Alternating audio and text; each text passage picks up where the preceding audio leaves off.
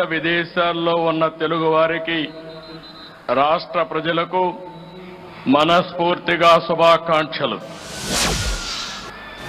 ఆసేతు హిమాచలం అత్యంత ఘనంగా స్వాతంత్ర దినోత్సవ వేడుకలు జరుపుకుంటున్న వేళ భారతదేశానికి స్వేచ్ఛా స్వాతంత్రాలు అందించిన జాతి పిత మహాత్మా గాంధీ, రాజ్యాంగ నిర్మాత డాక్టర్ బిఆర్ అంబేద్కర్, త్రివర్ణ పతాక రూపకర్త మన తెలుగు బిడ్డ పింగళ వెంకయ్య లాంటి మహనీయుల్ని, స్వాతంత్ర సమర యోధుల త్యాగాలను స్మరించుకుంటూ వారికి ముందుగా ఘన నివాళులర్పిద్దాం. 1857లో ప్రథమ స్వాతంత్ర పోరాటం జరిగిందని చరిత్ర చెబుతోంది. అయితే అంతకంటే ముందే బ్రిటిష్ దుర్మార్గపు పరిపాలనపై తెలుగు నేల తిరుగుబాటు చేసిందని చరిత్రకారులు చెబుతున్నారు. అటువంటి చైతన్యం కలిగిన గడ్డ మన తెలుగు గడ్డ. దేశంలోని తెలుగువారంతా ఒకే రాష్ట్రంగా కలిసి ఉండాలని కలలుగన్నాం. 1946లోనే విశాలాంధ్ర ఉద్యమం కోసం పోరాడాం. అమరజీవి పొట్టి శ్రీరాములు ప్రాణత్యాగంతో కర్నూలు రాజధానిగా 1953 అక్టోబర్ 1వ తేదీన ఆంధ్ర రాష్ట్రం ఏర్పడింది. ఆ తర్వాత 1956 నవంబర్ 1వ తేదీన హైదరాబాద్ రాజధానిగా మొదటి భాషా ప్రయుక్త రాష్ట్రంగా ఆంధ్రప్రదేశ్ ఏర్పాటు చేశారు. అనంతర పరిణామాలతో 2014లో రాష్ట్ర విభజనతో తెలుగు ప్రజలు 2 రాష్ట్రాలు ఏర్పడ్డాయి. ఇలా 60 ఏళ్లలో జరిగిన పరిణామాలతో ప్రతిసారి సవాళ్లతో రాష్ట్రం ప్రయాణం సాగింది. విభజనతో ఏర్పడిన నవ్యాంధ్రకు రాజధాని కూడా లేని పరిస్థితుల్లో నాడు పాలన ప్రారంభించాం. ఎక్కడ కూర్చుని పని చేయాలో కూడా తెలియనటువంటి అనిశ్చిత పరిస్థితి నుంచి పాలన మొదలుపెట్టి ప్రభుత్వాన్ని పట్టాలు ఎక్కించాం. మాకున్న అనుభవం, ప్రజల సహకారం, కష్టపడే తత్వంతో కొద్ది కాలంలోనూ నిలదొక్కున్నాం. సంక్షేమ అభివృద్ధి కార్యక్రమాలకు రూపకల్పన చేసుకుని వేగంగా ముందుకు సాగాం. దేశంలో ఎవరు ఊహించిన విధంగా సంస్కరణలతో, సమర్థవంతమైన నిర్ణయాలతో, సరికొత్త పాలసీలతో 13.5% వృద్ధి రేటుతో దేశంలో టాప్ 3 రాష్ట్రాల్లో ఒకటిగా సగర్వంగా నిలబడ్డాం. 120కి పైగా సంక్షేమ పథకాలతో ప్రజల జీవన ప్రమాణాలు మెరుగుపరిచాం. ఈజ్ ఆఫ్ డూయింగ్ బిజినెస్ లో ప్రథమంగా నిలిచాం. 16 లక్షల కోట్ల పెట్టుబడులకు ఒప్పందాలు చేసుకుని దేశం దృష్టి ఆకర్షించాం. 14-19 కాలంలో రాష్ట్రం అన్ని రంగాల్లో అనూహ్యంగా దూసుకుపోయింది. దేశంలో నాడు ఆంధ్రప్రదేశ్ ఒక పెద్ద బ్రాండ్గా ఆవిష్కృతమైంది. రాజధాని లేని రాష్ట్రం అని బాధపడుతూ కూర్చోలేదు. క్రైసిస్ నుంచి ఆపర్చునిటీ ఎదుర్కొన్నాం. ఆ క్రమంలో రాష్ట్రానికి నడిబొడ్డుగా ఉండే అమరావతి ప్రాంతంలో దేశం గర్వించే రాజధానికి శంకుస్థాపన చేసుకున్నాం. ప్రజల సహకారంతో 34,000 ఎకరాల భూసేకరణ చేసి ప్రపంచం చర్చించుకునే డిజైన్లతో సంపద సృష్టించే రాజధాని నిర్మాణాన్ని మొదలుపెట్టాం. మనది వ్యవసాయ ఆధార రాష్ట్రం.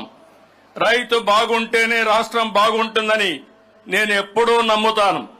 అందుకే సాగునీటి రంగానికి అత్యంత ప్రాధాన్యత ఇచ్చి నాడు 5 ఏళ్లలో 68,000 కోట్ల రూపాయలు ఇరిగేషన్ పై ఖర్చు చేశాం. రాష్ట్రానికి జీవనాడి అయిన పోలవరం ప్రాజెక్టుకి అత్యంత ప్రాధాన్యత ఇచ్చాం. ఒక యజ్ఞంలా పోలవరాన్ని నాడు పరుగులు పెట్టించి 73% పనులు పూర్తి చేశాం. తెలుగుదేశం ప్రభుత్వం కొనసాగి ఉంటే ఈ పాటికే పోలవరం పూర్తయి ఆ ఫలాలు రాష్ట్రం ప్రజలు పొందేవాళ్లు. 120కి పైగా సంక్షేమ పథకాలు, అభివృద్ధి పథకాలు, శాంతి భద్రతలు, అందరికీ ఉపాధి, పెట్టుబడులు, ఉద్యోగ అవకాశాలతో రాష్ట్రం దూసుకుపోతున్న క్రమంలో 2019లో వచ్చిన ఎన్నికల ఫలితాలు రాష్ట్రాన్ని చీకటిమయం చేశాయి. ఒక్క ఛాన్స్ పేరుతో అధికారంలోకి వచ్చిన పాలకులు కని విని ఎరుగని విధ్వంసాన్ని సృష్టించారు. వ్యవస్థల్ని చెరబట్టారు. బాధితుల్ని నిందితులుగా చేసి ప్రజాస్వామ్యాన్ని అపహాస్యం చేశారు.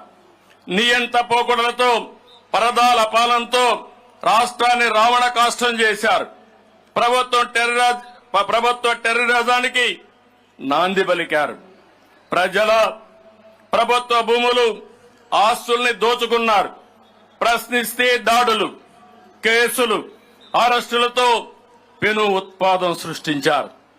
ప్రజా వేదిక ధ్వంసంతో ప్రారంభమైన నాటి విధ్వంస పాలనలో సంపద సృష్టి, ఉపాధి కల్పన కేంద్రమైన ప్రజా రాజధాని అమరావతిని పురిట్లోనే చంపే ప్రయత్నం చేశారు. ల్యాండ్, శాండ్, వైన్, మైన్, గంజాయి, డ్రగ్స్, ఎర్రచందనం, రేషన్ బియ్యం మాఫియాలతో లక్షల కోట్ల ప్రజాధనాన్ని కొల్లగొట్టారు. పోలవరం ప్రాజెక్టు నాశనం చేసి రాష్ట్ర ప్రజలకు తీరని ద్రోహం చేశారు. 10 లక్షల కోట్ల అప్పులు, అసమర్థ అవినీతి పాలనతో తీవ్ర సంక్షోభాన్ని సృష్టించారు. SC, ST, BC, minority sub plan నిధులు దారి మళ్లించారు. గత ప్రభుత్వ విధ్వంస దోపిడీ విధానాలతో రాష్ట్రం 30 ఏళ్ల ఎన్నికెళ్లిపోయింది. రాష్ట్ర విభజన కంటే కూడా 1924 మధ్య జరిగిన రివర్స్ పాలన వల్లనే రాష్ట్రం ఎక్కువగా నష్టపోయింది.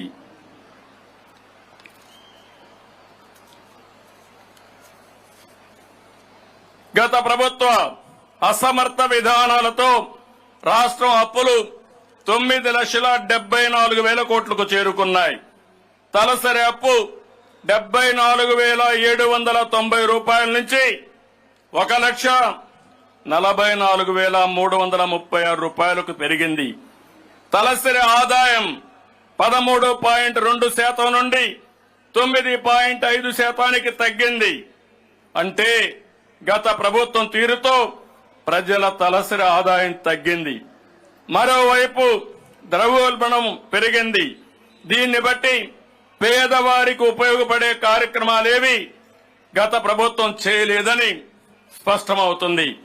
స్టేట్ డెవలప్మెంట్ కార్పొరేషన్ పేరుతో రైతు బజార్లు, కలెక్టర్ కార్యాలయాలు తదితర ప్రభుత్వ ఆస్తులు తాకట్టు పెట్టి అప్పులు తెచ్చారు. మద్యం అమ్మకాలపై భవిష్యత్తులో వచ్చే ఆదాయాన్ని సైతం తాకట్టు పెట్టి అప్పులు తెచ్చారు. 5 ఏళ్ల చీకటి పాలనతో విసిగిపోయిన ప్రజల్లో చైతన్యం వెల్లువెత్తింది. 2024 సాధారణ ఎన్నికల్లో నిశ్శబ్ద విప్లవంతో, అసాధారణ విజయంతో కూటమికి పట్టం కట్టారు. గతంలో ఎప్పుడూ లేని విధంగా 93% స్ట్రైక్ రేటుతో 57% ఓట్ షేర్తో టీడీపీ, జనసేన, బీజేపీ ప్రభుత్వం ఏర్పాటైంది. తద్వారా అహంకార విధ్వంస ప్రజాకంటక ప్రభుత్వాన్ని ప్రజలు భూస్థాపితం చేశారు. ప్రధాని మోడీ గారు, నేను, మిత్రులు పవన్ కళ్యాణ్ గారు ఇచ్చిన ప్రజలు గెలవాలి, రాష్ట్రం నిలవాలి అనే మా ఎన్నికల నినాదాన్ని అర్థం చేసుకున్న ప్రజలు ఒక అద్భుతమైన విజయాన్ని అందించారు. ప్రజలు ఎంతో నమ్మకంతో కూటమి ప్రభుత్వానికి ఏకపక్షంగా పట్టం కట్టారు. కొత్త ప్రభుత్వంపై ఎన్నో ఆశలు పెట్టుకున్నారు. వాటిని నెరవేర్చేందుకు ప్రభుత్వం దృఢ సంకల్పంతో ఉందని మేము తెలియజేస్తున్నాం. గత 5 ఏళ్లు ప్రజలు ఏ స్వేచ్ఛా స్వాతంత్రాలు కోల్పోయి క్షోభను అనుభవించారో ప్రజలకు ఆ స్వేచ్ఛను తిరిగి అందించేందుకు కట్టుబడి ఉంటామని ఈ స్వాతంత్ర దినోత్సవ వేడుకల సాక్షిగా ప్రకటిస్తున్నాను. ఒక రకంగా చెప్పాలంటే ఆంధ్రప్రదేశ్ రాష్ట్ర ప్రజలకు మళ్లీ 5 ఏళ్ల తర్వాత స్వాతంత్రం లభించింది. అందుకే ఎన్నికల తర్వాత ప్రజల్లో అశాంతి పోయి ప్రశాంతంగా ఉన్నారు. ప్రజలకు ఉపయోగపడే విధానాలు రూపొందించి సంస్కరణలు మానవీయ కోణంతో జోడించి పాలన అందించడమే సుపరిపాలన. అలాంటి సుపరిపాలనకు తొలి రోజు నుంచే నాంది పలికింది మన కూటమి ప్రభుత్వం. సంక్షేమం, అభివృద్ధి 2 కళ్లుగా పాలనకు శ్రీకారం చుట్టాం. 100 రోజుల ప్రణాళిక టార్గెట్ గా అన్ని శాఖల్లో సమీక్షలు చేస్తున్నాం. గత ప్రభుత్వం నిర్వీర్యం చేసిన వ్యవస్థల్ని యాక్టివేట్ చేస్తున్నాం. అధికారుల్లో, ప్రభుత్వ శాఖల్లో నూతనోత్సాహాన్ని తీసుకొచ్చి ఫలితాలు సాధించే విధిగా అడుగులేస్తున్నాం. గత 5 ఏళ్లలో దెబ్బతిన్న ఆంధ్రప్రదేశ్ బ్రాండ్ ని తిరిగి పొందేందుకు ఒక రెవల్యూషనరీ చర్యలు తీసుకుంటున్నాం. సింపుల్ గవర్నమెంట్, ఎఫెక్టివ్ గవర్నెన్స్ తో హంగు ఆర్భాటాలకు దూరంగా ప్రజలకు దగ్గరగా పాలన అందిస్తున్నాం. సమాజమే దేవాలయం, ప్రజలే దేవుళ్లని నమ్మి ఆదరించిన నందమూరి తారక రామారావు గారి అడుగుజాడల్లో ఈ ప్రభుత్వం పయనిస్తుంది.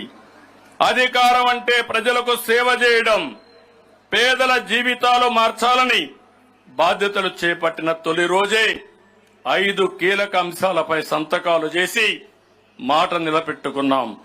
గత 5 ఏళ్లలో ప్రజల కష్టాలు, ఆవేదన, వారి బాధలు చూసి మేనిఫెస్టోకు రూపకల్పన చేశాం. నాడు నేడు అని మాయ మాటలు చెప్పి గత ప్రభుత్వం విద్యా రంగాన్ని తీవ్ర అగాధంలోకి నెట్టేసింది. రంగుల మోజుతో పాఠశాలకు పార్టీ రంగులు వేసుకున్న నాటి ప్రభుత్వం విద్యా ప్రమాణాలకు తిలోదకాలిచ్చింది. ఒక్క టీచర్ పోస్టు కూడా భర్తీ చేయకుండా ప్రభుత్వ విద్యను తీవ్ర సంక్షోభంలోకి నెట్టేసింది. ఎన్నికల్లో ఇచ్చిన హామీ మేరకు అధికారంలోకి వచ్చిన వెంటనే బాధ్యతలు స్వీకరించిన తొలి రోజునే 16,340 పోస్టులతో మెగా డిఎస్సిపై తొలి సంతకం చేసి మా ప్రభుత్వం చిత్తశుద్ధి నిరూపించుకున్నాం. ఇప్పటికే ప్రక్రియ మొదలుపెట్టాం. ప్రజలకు భూమితో ఉండే అనుబంధం విడదీయరానిది. ప్రతి కుటుంబానికి భూమి అనేది ఒక భరోసా, వారి బిడ్డల భవిష్యత్తుకు ఆసరా. అందుకే ప్రతి ఒక్కరూ భూమిని ప్రాణంగా చూసుకుంటారు. ఒక్క గజం అన్యాక్రాంతమైన తట్టుకోలేరు. అయితే గత 5 ఏళ్ల కాలంలో మన రాష్ట్రంలో ఎప్పుడూ లేని విధంగా జరిగిన భూ కబ్జాలు, దోపిడీలు, రికార్డుల మార్పు, రీసర్వేతో తెచ్చిపెట్టిన కొత్త కష్టాలతో ప్రజలు తీవ్ర సంక్షోభంలో చిక్కుకున్నారు. పట్టాదారు పాస పుస్తకాలు, సర్వే రాళ్లపై బొమ్మలకు 700 కోట్ల రూపాయలు తగలేశారు. ల్యాండ్ టైటిలింగ్ యాక్ట్ తో ప్రజల ఆస్తులకు భద్రత లేకుండా చేశారు. మన రాష్ట్రంలో ఎన్నడూ లేని స్థాయిలో భూ సమస్యలు సృష్టించి ప్రజల్లో తీవ్ర అశాంతికి కారణమయ్యారు. అందుకే ఈ సమస్యలు పరిష్కరించేందుకు 2వ సంతకంతో ల్యాండ్ టైటిలింగ్ యాక్ట్ రద్దు చేశాం. మొదటి కేబినెట్ లో ఆమోదించి మొదటి అసెంబ్లీలోనే ఆ నల్ల చట్టాన్ని రద్దు చేశాం. రాష్ట్రంలో సంచలనం సృష్టించిన మదనపల్లి ఫైల్స్ ఘటన అనంతరం వెల్లువెత్తిన బాధితుల ఆక్రందనలు చూసిన తర్వాతనే రాష్ట్ర స్థాయిలో కూడా భూ బాధితుల కోసం మీ భూమి మీ హక్కు పేరుతో రెవెన్యూ సదస్సు నిర్వహించాలని ప్రభుత్వం నిర్ణయించింది. భూ సమస్యలపై బాధితులు ప్రభుత్వం చుట్టూ తిరగడం కాదు, ప్రభుత్వమే ప్రజల వద్దకు వెళ్లి సమస్య పరిష్కరించాలనేది మా ఉద్దేశం. మాది పేదల ప్రభుత్వం, పేదల సేవలో ఎప్పుడూ ముందుండే మనసున్న ప్రభుత్వం. అందుకే ఎన్ని ఆర్థిక సమస్యలున్నా ఇచ్చిన మాట నిలబెట్టుకోవడం ప్రకారం పింఛన్లు పెంచి ఇవ్వాలని నిర్ణయం తీసుకుని అమలు చేశాం. పేదల సేవలు అనే కార్యక్రమం ద్వారా పింఛను మొత్తాన్ని పెంచి ఇంటి వద్దే పంపిణీ చేస్తున్నాం. 300 పింఛను 400 రూపాయలు చేశాం. దివ్యాంగులకు ఇచ్చే పింఛను 6000 చేశాం. దీర్ఘకాలిక వ్యాధిగ్రస్తులకు 15,000 రూపాయలు పింఛను అందించి అండగా నిలిచాం. ఎన్నికల్లో ప్రకటించినట్లు పెంపును ఏప్రిల్ నుంచి అమల్లోకి తెచ్చి 7,000 రూపాయలు పింఛను మొత్తాన్ని జూలై 1వ తేదీన లబ్ధిదారులకు అందజేశాం. ఆగస్టు 1వ తేదీన తొలి రోజే 97% పైగా పింఛన్లు పంపిణీ చేసి రికార్డు సృష్టించాం. వాలంటీర్లు లేకపోతే పింఛన్లు సాధ్యం కాదని, పంపిణీ సాధ్యం కాదని నాటి ప్రభుత్వం 36 మంది వృద్ధుల ప్రాణాలు తీస్తే మీ కూటమి ప్రభుత్వం అసాధ్యాన్ని సుసాధ్యం చేసి చూపించింది. పేద ప్రజలకు ఆర్థిక భరోసా ఇచ్చేందుకు ప్రతి నెల 2,737 కోట్ల చొప్పున ఏడాదికి 33,000 కోట్లు, 5 ఏళ్లలో 1,64,000 కోట్ల రూపాయలు కేవలం పింఛను కోసమే ఖర్చు చేస్తున్నాం. వృద్ధులు, దివ్యాంగులు, అభాగ్యులకు ఆర్థిక భరోసా మాకు ఆర్థిక భారం కాదని, పేదల సేవలో మేము ఎప్పుడూ ముందుంటామని మరొక్కసారి తెలియజేస్తున్నా. ఆకలితో ఉన్న వారికి ఇంత అన్నం పెడితే అంతకంటే తృప్తి మరేముంటుంది. అందుకే నాడు అన్నా క్యాంటీన్లు ప్రారంభించాం. కేవలం 5 రూపాయలకి కడుపు నిండా భోజనం పెట్టాలన్న ఆలోచన నుంచి పుట్టిందే అన్నా క్యాంటీన్. తిరుమలలో అన్న ఎన్టీఆర్ ప్రారంభించిన ఉచిత భోజనం పథకం, డొక్కా సీతమ్మ అన్నదాన కార్యక్రమం నుంచి స్ఫూర్తిని పొంది అన్నా క్యాంటీన్ పథకం తీసుకొచ్చాం. రోజుకు సగటున 1,40,000 నుంచి రోజు సగటున 1,41,000 మంది 5 రూపాయలకే తృప్తిగా భోజనం చేసేవారు. అలాంటి అన్నా క్యాంటీన్లపై కక్ష సాధించి నిర్దాక్షిణ్యంగా తొలగించి ప్రజలకు తీరని ద్రోహం చేసింది గత ప్రభుత్వం. అయితే మళ్లీ పేదవాడి కడుపు నింపాలనే మంచి ఆలోచనతో నేటి నుంచి అన్నా క్యాంటీన్లు 100 ప్రారంభిస్తున్నాం. మొత్తం 203 అన్నా క్యాంటీన్లు ఏర్పాటు చేస్తాం. గిరిజన ప్రాంతాల్లోని అన్ని మండల కేంద్రాల్లో అన్నా కేంద్రాలు ఏర్పాటు చేస్తామని ఈ సందర్భంగా ప్రకటిస్తున్నాం. ఈ అన్నదాన కార్యక్రమంలో ప్రజలు కూడా భాగస్వాములు కావాలని కోరుకుంటున్నాను. నలుగురికి అన్నం పెట్టే కార్యక్రమంలో విరాళాలిచ్చి ఆ మంచిలో మీరు భాగస్వాములు కావాలని ఈ సందర్భంగా పిలిపిస్తున్నాను. మీ పుట్టినరోజు, మీ పెళ్లి రోజు, మీ ఇంట్లో శుభకార్యం జరిగిన రోజున మీరు విరాళమిస్తే మీ పేరును అక్కడ ప్రదర్శించి మీ పేరుతో ఆ రోజు ఆ అన్నా క్యాంటీన్ ద్వారా పేదలకు భోజనం పెడతాం. ఎవరు ఎంత విరాళం ఇచ్చారనే దానికంటే ప్రజల్లో ఒక స్ఫూర్తి తీసుకొచ్చేందుకు ఈ పిలుపునిస్తున్నాను. ప్రజల భాగస్వామ్యంతో ఎల్లకాలం కొనసాగేలా ఈ కార్యక్రమాన్ని రూపొందిస్తున్నాం. యువతకు అవకాశాలు సృష్టిస్తే అద్భుతాలు సాధిస్తారు. అయితే యువత ఉన్నత విద్య అభ్యసించినా దానికి తగ్గట్టు ఉద్యోగాలు రాకపోవడానికి ప్రధాన కారణం తగిన నైపుణ్యం లేకపోవడమే. పరిశ్రమలకు అవసరమైన నైపుణ్యాన్ని పొందితే మంచి జీతాలతో ఉద్యోగాలు వస్తాయి. అందుకే తొలిసారిగా ప్రపంచంలోనే నైపుణ్య గణనకు శ్రీకారం చుట్టాం. రాష్ట్రంలో 3,54,00,000 మందికి నైపుణ్య గణన చేపట్టి వారిలో నైపుణ్యాలు పెంచి మెరుగైన ఉపాధి అవకాశాలు లభించేలా కార్యాచరణ అమలు చేస్తాం. మన ప్రభుత్వం పేదల సంక్షేమాన్ని కాక్షించే ప్రభుత్వం. అందుకే నిర్మాణ రంగ కార్మికుల ఉపాధిని దృష్టిలో పెట్టుకుని ఉచిత ఇసుక విధానం అమల్లోకి తెచ్చాం. గత ప్రభుత్వం ఇసుక దోపిడీతో నిర్మాణ రంగాన్ని తీవ్ర సంక్షోభంలోకి నెట్టేసింది. గత ప్రభుత్వం ఇసుక దోపిడీపై సిబిసిఐడి విచారణకు జరిపిస్తాం. కూటమి ప్రభుత్వం ఏర్పాటు అయిన వెంటనే ఉచిత విధానంపై నిర్ణయం తీసుకున్నాం. ఇసుక దోపిడీకి చెల్లు చీటీ పాడి రాష్ట్రంలో 40 లక్షల మంది భవన నిర్మాణ కార్మికులకు భరోసా కల్పిస్తున్నాం. నిర్మాణ రంగం బాగుంటే లక్షల మంది కుటుంబాలు ఉపాధి ఉద్యోగ అవకాశాలు లభిస్తాయి. అందుకే ప్రభుత్వ ఆదాయాన్ని కూడా వదులుకుని ఉచిత ఇసుక విధానం మొదలు పెడతాం. వార్డు సచివాలయ ద్వారా ఇసుకను ఆర్డర్ చేసుకుని పొందే వెసులుబాటును కల్పిస్తున్నాం. మరింత పగడ్బందీగా ఉచిత ఇసుక పాలసీని అమలు చేస్తాం. ప్రభుత్వ ఉద్యోగాలంటే ప్రభుత్వంలో భాగస్వాములు. ప్రభుత్వం ఏ కార్యక్రమం చేపట్టినా దాన్ని విజయవంతంగా అమలు చేసి ప్రజలకు మంచి చేసేది ఉద్యోగులు, అధికారులే. అలాంటి వారికి హక్కుగా రావాల్సిన జీతాలు గత 5 ఏళ్లలో వారికి సమయానికి అందలేదు.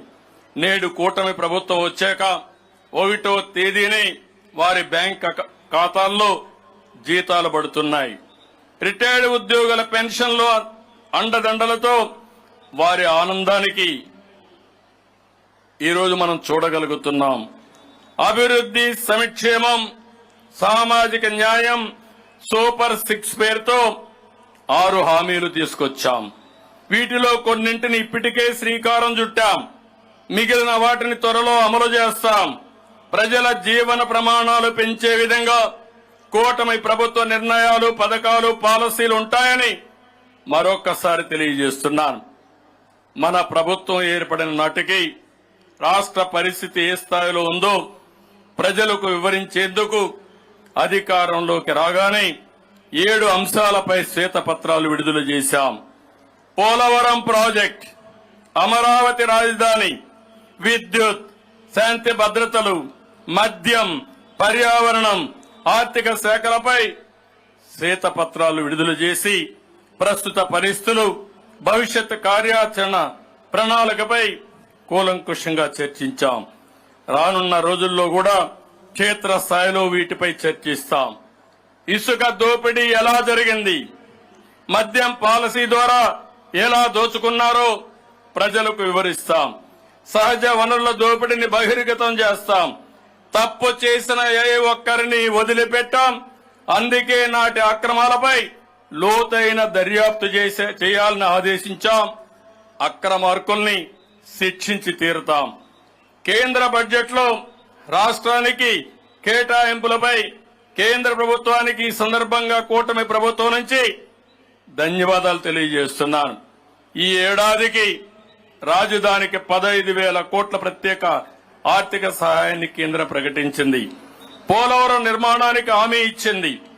రాయలసీమ, ప్రకాశం, ఉత్తరాంధ్రలో వెనుకబడిన జిల్లాలకు ప్రత్యేక ప్యాకేజీ ప్రకటించింది.